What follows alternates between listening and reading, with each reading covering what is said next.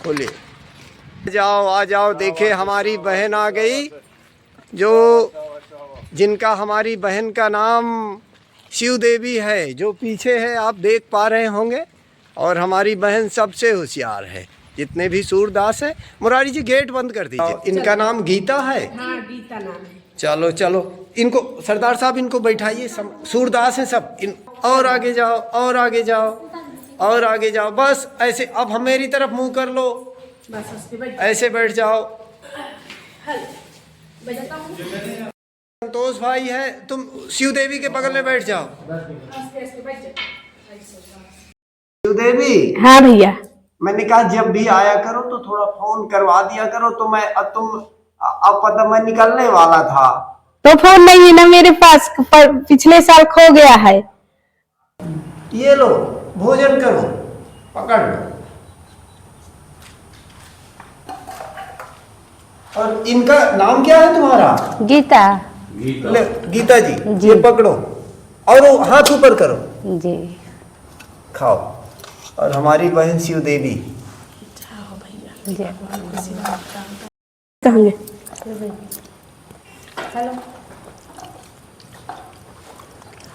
मुझे नहीं लाए क्या? नहीं मैं आज जाती तो मैं खा के। हाँ पकड़ कीर्ति पानी धर दे। शिव देवी।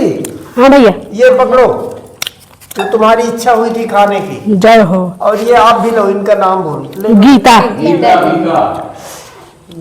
गीता नाम है। बाटी है शिव देवी। हाँ, सरदार जी बताए थे। हाँ। तो हम कहा, तो मैं कहा एक हमें भी दे दो, हम भी खा लेंगे। हाँ हाँ।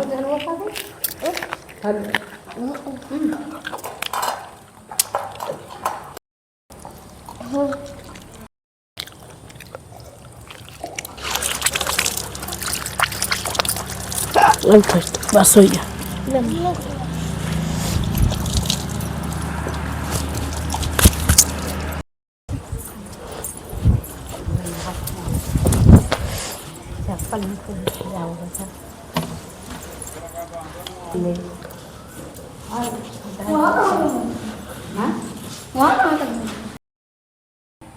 आटा कितना दे दें? 10 किलो। अच्छा चावल? चावल 5 किलो। हाँ आटा हो गया, चावल। और दाल कितनी चाहिए? 2 किलो। अच्छा, और तेल। अच्छा, गुड़ शक्कर तो चाहिए नहीं? गुड़ शक्कर चाहिए। बहन जी आपका नाम क्या है, एक बार और बताओगी क्या? गीता देवी। क्या? गीता देवी। गीता। बहन जी। जी। ये आप पकड़ो 10 किलो आटा। जी। आप 10 किलो आटा के लिए बोली थी? हाँ बोली थी 10 किलो आटा को। ठीक है, आटा हमने आपको ज्यादा कर दिया है, 12 किलो। अच्छा जी। और ये आपका 5 किलो चावल। जी। और ये बहन जी आपको 2 किलो दाल। 2 किलो दाल। ठीक है, ठीक। एक मूंग की है और एक जी। अरहर की है। जी। और ये आपका सरसों तेल। जी। अरे बहन जी आपने 2 किलो शक्कर के लिए जी। कहा था। हाँ जी। ये आप 2 किलो शक्कर। जी। बहन जी ये हल्दी पाउडर। जी। बहन जी ये पुदीन हरा। अच्छा। बहन जी आपने निरमा के लिए कहा था, ये जी। निरमा। निरमा। और ये नहाने वाली साबुन बहन जी। जी। और आपके छोटे बच्चे भी जी हैं? हाँ है छोटे बच्चे। लाइटिंग कर देती है क्या? हाँ कर देती है। छोटी बेटी। जी। तो आपकी बेटी के लिए पैम्पर्स ले लो। जी। ये आप बिना मांगे आपको दे रहे हैं, तो आप पैम्पर्स पहना देना। बहन जी ये आपके नाश्ते के लिए नमकीन। जी। ये आप पकड़ लो। शिवदेवी। हाँ भैया। ये तुम्हारे लिए भी पकड़ो, अच्छा। ये खाती रहना। मैं सुना हूँ एक बार में 1 पाव खा जाती हो। खाओ, बहुत खाते नमकीन, हमें पसंद रहती है ना। अच्छी। अरे जिनकी सरकट रहे किसी प्रकार से। संतोष जी ये ये आपके लिए पकड़ो आटा। आटा ये नीचे रख लो। नीचे सामने रखा। नीचे से रखे ना। ऐसे कर दे सामने। ये संतोष भाई ये चावल पकड़ो आप। चावल। और ये आपका 2 किलो शक्कर, 2 किलो शक्कर बोले थे ना जी हाँ, ये लो एक और पैकेट। जी। और दाल कितनी चाहिए आपको? दाल 2 किलो सर जी। हाँ तो ये लो एक पैकेट और है संतोष भाई। संतोष भाई ये नमकीन आपको, नमकीन। ये पकड़ो। संतोष भाई ये पुदीना अपना शरबत बनाकर पीते रहना। अच्छा।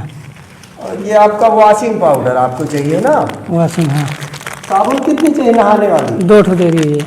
ये लो। और ये हल्दी पाउडर संतोष भाई। हल्दी पाउडर। हाँ हल्दी। संतोष भाई हमने सुना है कि आपने बहुत बड़ी डिग्री ले रखी है, कितना पढ़े लिखे हो? अरे हमें तो किए थे सरकार। तो कहीं नौकरी नहीं मिली? नौकरी नहीं मिली सरकार, आर्थिक स्थिति हम लोग की कमजोर रही, हाँ। इस कारण से नौकरी नहीं मिल पाई। दान करे धन ना घटे जो सहे रघुवीर, पग पंछी के पिए से आरो घटे न सरजो का नीर। तो भगवान करे कामता नाथ की दुआ से उनको कभी दान करने से उनका धन नहीं घटेगा, हमेशा के लिए उनकी झोली भरता रहेगा। भगवान इसी तरह वो दान करते रहेंगे और हमें देते रहेंगे। ना तो हम कहीं से ला पाते, ना तो हमारे खेती है, ना तो पाती है, बस इसी तरह कमलेश भैया बेचारे बुला करके देते हैं, वहां से मिल जाता है तो यहाँ बुला करके दे देते हैं। हाँ भैया। शिव देवी क्या क्या परेशानियां आती हैं तुम्हें? अरे भैया बहुत कुछ परेशानी आती है, तो क्या करेंगे, जो भगवान कर देता है तो उसको तो सह के रहना पड़ता है। आने में जाने में, कहीं जाते हैं तो कहीं खंभा में भिड़ते हैं तो कहीं गड्ढा पड़ता है, कहीं पता नहीं कि क्या है, कहीं वाहन में भिड़ते हैं, कहीं कहीं भिड़ते हैं।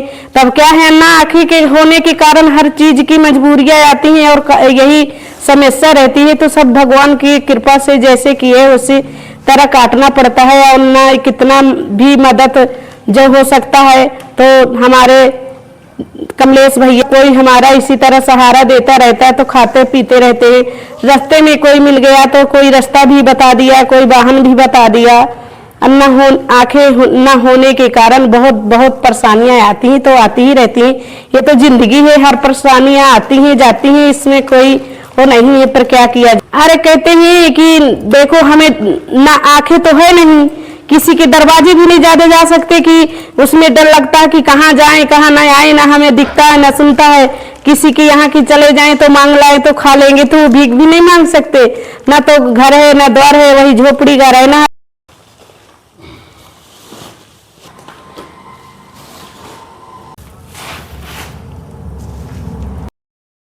देवी। हाँ भैया। ले जो तुम्हारी इच्छा हुई थी ना। अच्छा है।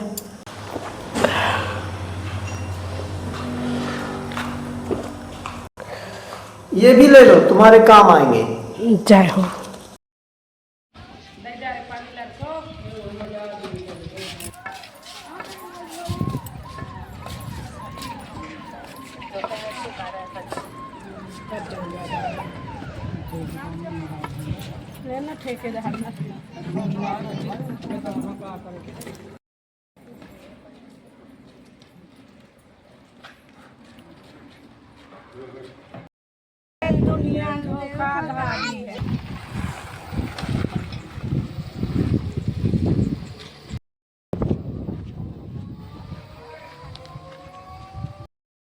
और आप फिर से देख लो, हम हैं टाठी घाट तिराहे पर, राम वन श्री राम वन में।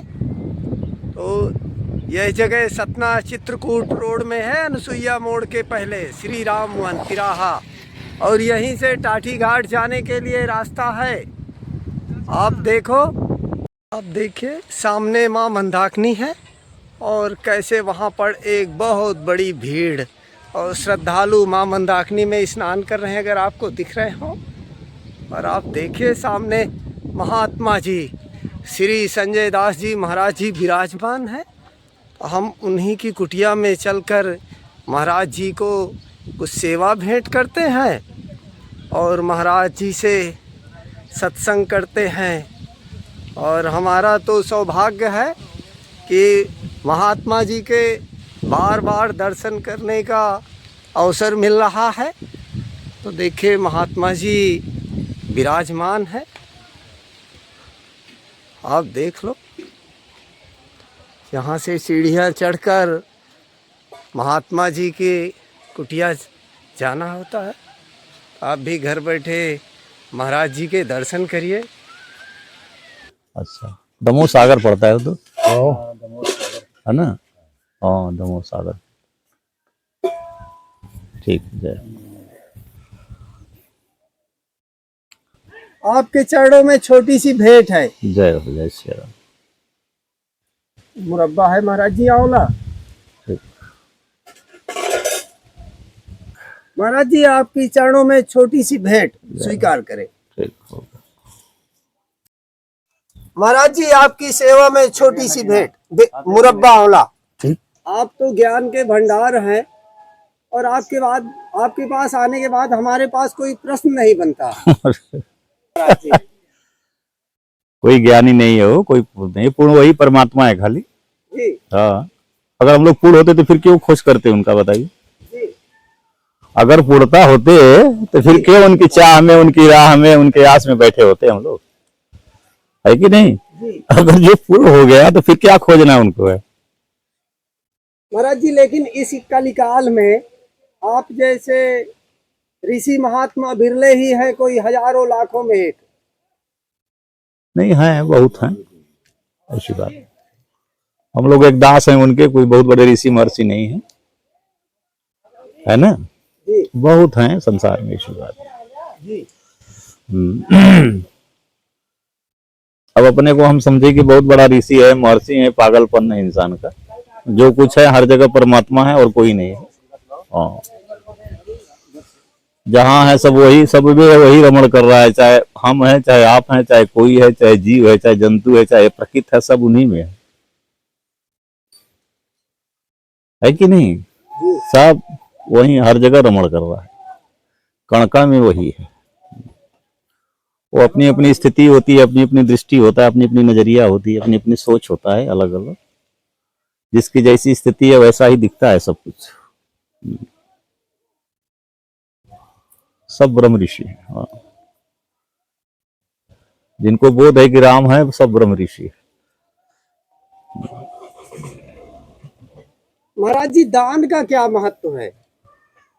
भाई दान का देखिए बहुत महत्व है। दान का कली काल में बहुत बड़ा महत्व है। दान अगर एक गृहस्थ अगर दान देता है एक संत को, दूसरी चीज दान पात्र को करना चाहिए, कुपात्र को नहीं। दान जो करना चाहिए वो पात्रों को करना चाहिए, जो पात्र हो दान के। कुपात्र को नहीं करना चाहिए। कुपात्र को दान करने से और दोष होता है ना? धन में दोष जाएगा, बुद्धि में दोष जाएगा, अपने जीवन में दोष जाएगा, कर्मों में भी दोष होता है।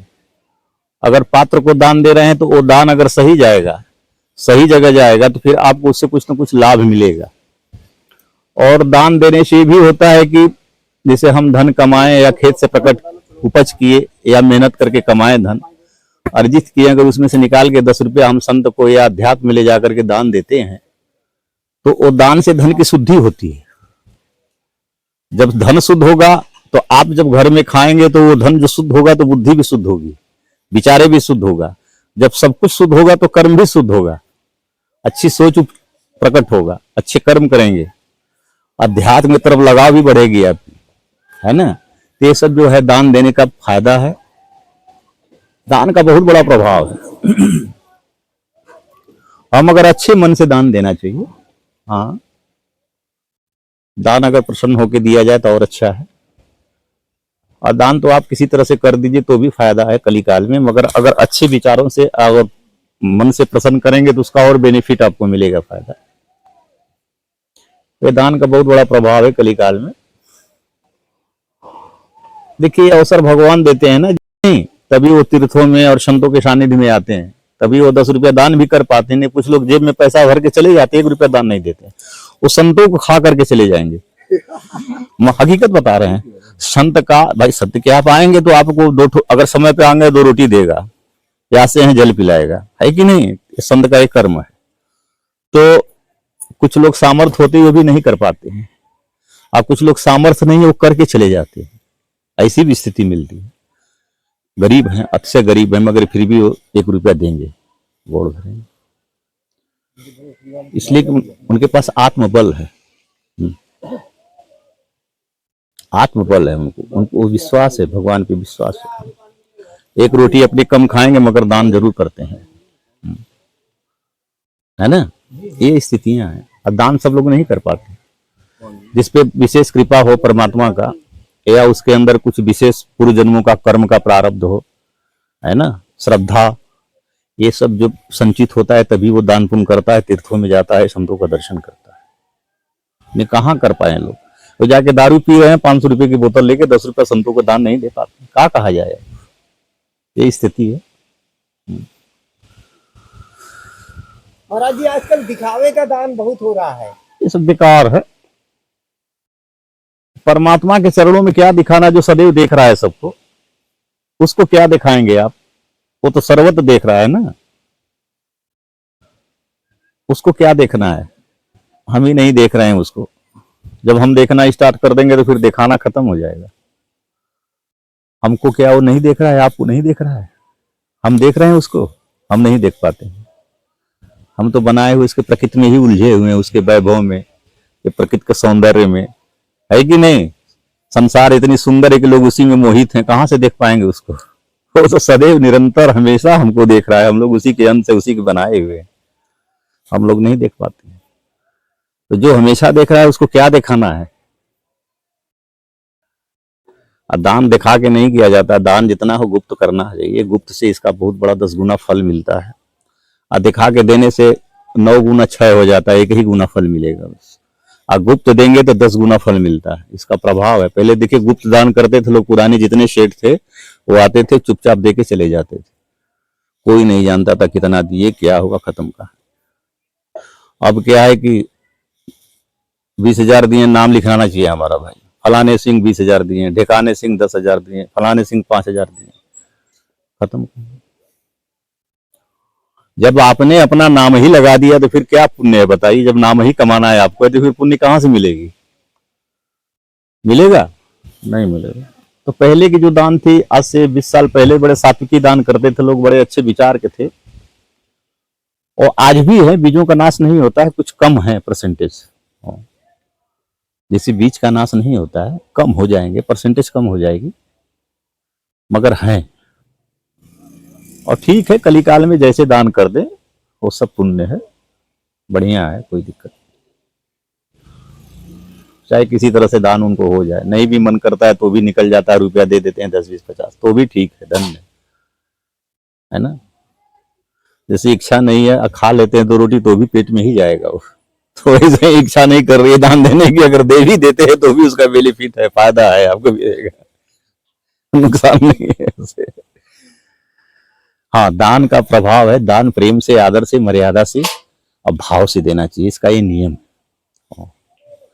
इस तरह से कर्म करने से उसका जो प्रभाव है, जो फल है, वो कई गुना प्राप्त होता है। भाई कुछ लोग पीछे से पैसा थमाते हैं, महाराज जी लीजिए। एक होता है कि आते हैं, पैर धरते हैं, नमन करते हैं, 10 रुपया चरणों में डाल के। भाई दोनों में अंतर है कि नहीं आखिर में। जो आता है निर्मल भाव से, विचार होके, समर्पण होके, जो 10 रुपया दे के जाता है, और एक होता है पीछे से, महाराज ले लो 10 रुपया लो,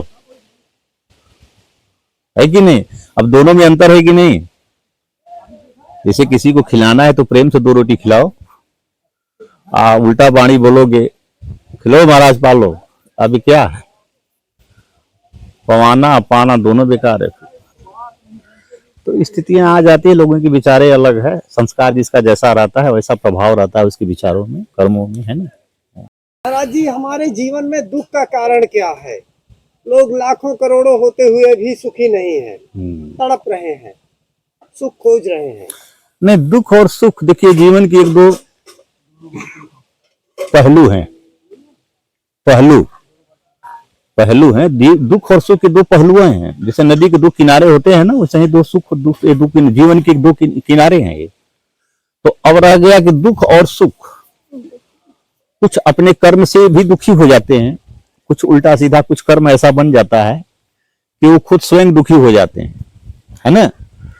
और सुख का मतलब कि आपने कभी जीवन में किसी के साथ उपकार किया, या किसी के साथ भला किया, या किसी के परमार्थ के विषय में आप सोचें, तो फिर जो आप वो कर्म करेंगे कुछ फल होगा, तो उससे आपको सुख मिलेगा। मगर उससे ज्यादा जब उल्टा हम गलत कर रहे हैं, गलत बिहेव कर रहे हैं, लोगों के साथ मेरा जो सोच है वो भी गलत है, और अपना कर्म भी गलत है, खान पान भी गलत है, तो धन से क्या दुख, धन से सुख तो मिलेगा नहीं भाई। धन एक व्यवस्था देगा आपको जीवन जीने का, ऐसा नहीं कि दुख सुख मार्केट में बिक रहा है खरीद लेंगे आप। बाजार में तो बिक नहीं रहा है, ना दुख ना सुख। हाँ, जीवन जीने का एक सिस्टम है धन। आप उस जीवन को कैसे जी रहे हैं आपके ऊपर डिपेंड है। ये आपके ऊपर क्या, मतलब आप उसके कर्ता धर्ता आप ही हैं। अगर उस धन से जीवन अगर सही हम जी रहे हैं तो उसका लाभ आपको मिलेगा। सही अगर जीवन है, सही लक्ष्य है, आज सही हमारा जो सोच है, तो उसका बेनिफिट, उसका फायदा आपको। हाँ, कुछ ऐसा होता है कि सही करते हुए भी दुखी हो जाते हैं व्यक्ति। हाँ जी जी, वही कह रहे हैं। कुछ ऐसे हैं जो कि सही कर्म करते करते करते करते दुखों को प्राप्त होते हैं। तो कुछ प्रारब्ध का भोग होता है, प्रारब्ध का जो भोग होता है वो पड़ता है जीवन पे, तो उसको हंसते हुए भोग लेना चाहिए। ऐसा नहीं किसी तरह की जीवन चलेगी, फिर आगे की जो जीवन है आएगा तो परम आनंद आएगा। सही कर्म में और सही राह में और सही अगर विचार है तो आप जब चलेंगे तो शुरू में बहुत विष की तरह जीवन रहेगी और दुख से ही प्राप्त होंगे आप, मगर इसका अंत जो होता है बड़ा आनंदमय होता है। और शुरू में जिसे विषय और भोग गलत करेंगे तो शुरू में बड़ा सुख मिलेगा कुछ पल के लिए, मगर इसका अंत बड़ा दुखदायक होता है। विषय वाली जो वर्क है, जिसे हमने जो गलत किया, किसी को लूटा, किसी को खाया, दारू पिया, किसी गलत माताएं बहने से संभोग हम कर रहे हैं या किसी के साथ गलत कर रहे हैं, तो इसका क्षणिक सुख मिलता है मगर इसका अंत बड़ा गलत होता है।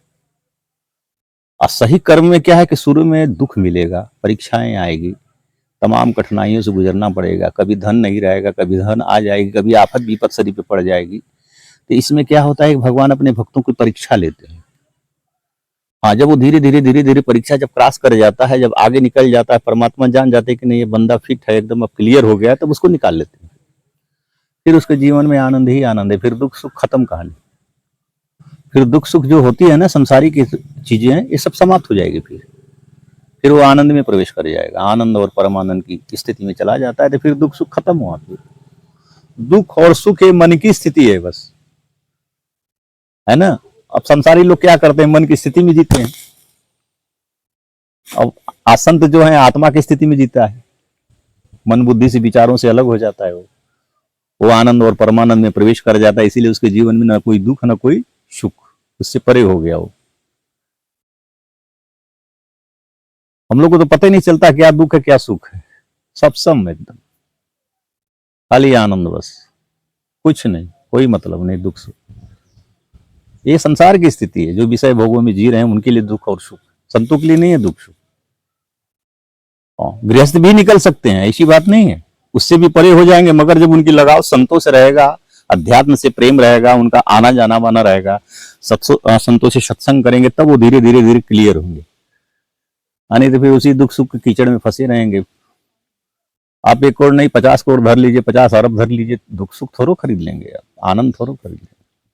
बस साधन इकट्ठा कर सकते हैं बस, और जितना साधन बढ़ता जाएगा उतना ही दुख बढ़ता जाएगा। जितना साधन आप बढ़ाएंगे उतना ही दुख बढ़ता जाएगा। इसलिए कि आपकी स्थिति है नहीं।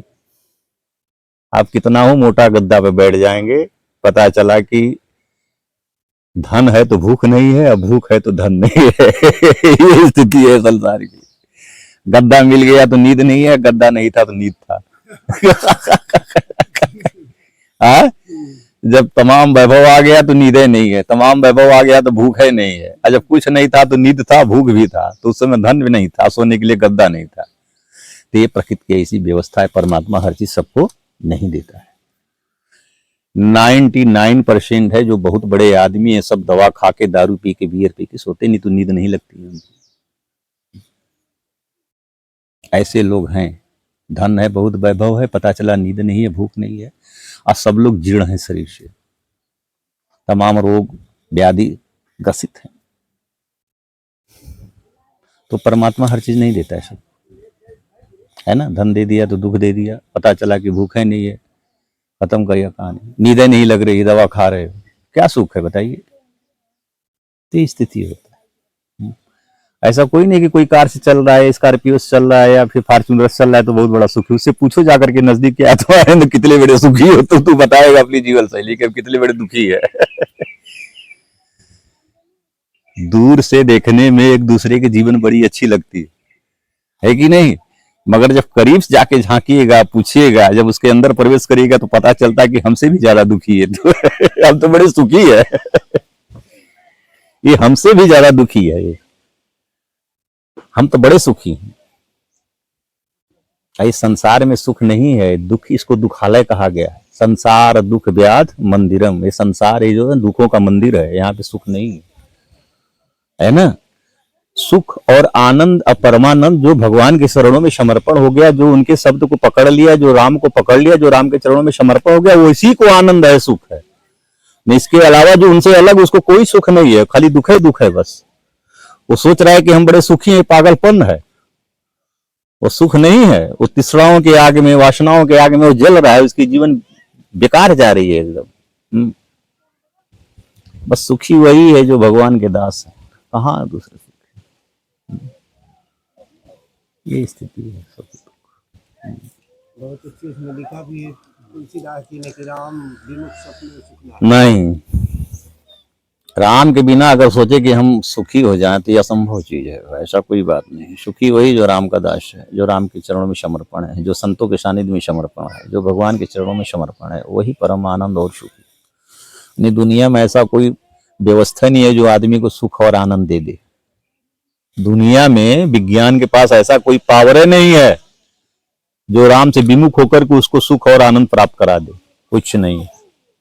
वो बिना राम के चरणों में आने के बाद ही उसको मिलेगा आनंद और सुख, और दुखों का निवारण होगा, नहीं तो नहीं होने वाला नहीं। चाहे कितना हो धन इकट्ठा कर लो, चाहे कितना हो व्यवस्था अपने पास धर लो, कुछ नहीं होने वाला उससे।